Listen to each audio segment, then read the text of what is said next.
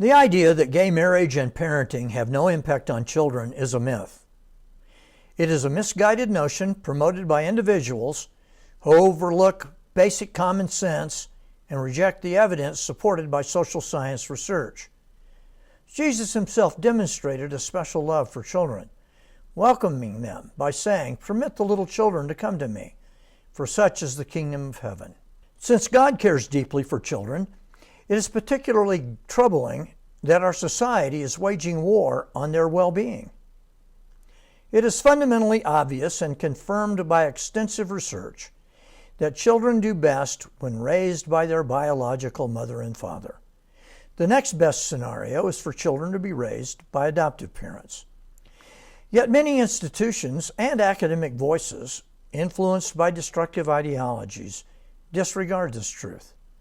Instead, they attack the traditional family structure, driven by a distorted view of social justice and a rejection of Christian values. Recently, the United States Department of Justice labeled parents wishing to raise their children without government interference as domestic terrorists. This is how scrambled are the brains of our elite. The modern rejection of Christian culture and acknowledgement of God's design has caused this chaos.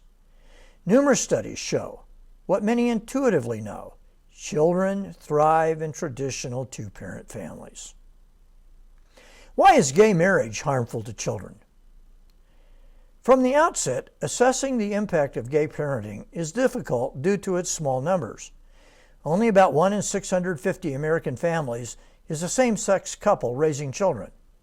Nevertheless, the evidence that does exist shows that gay marriage ultimately has negative consequences.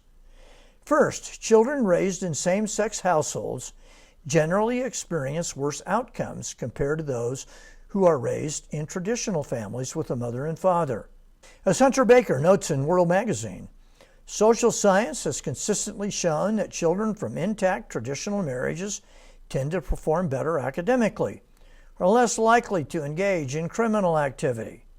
They achieve better career prospects and are more likely to marry and remain married.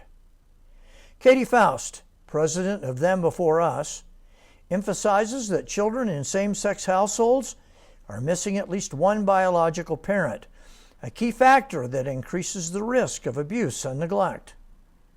The unique influence of having both a mother and a father cannot be replicated by same-sex parents, since they cannot both be biological parents of the same child. As researcher Paul Sullins points out, adolescents raised by same-sex parents exhibit significantly higher levels of anxiety, depression, and lower autonomy.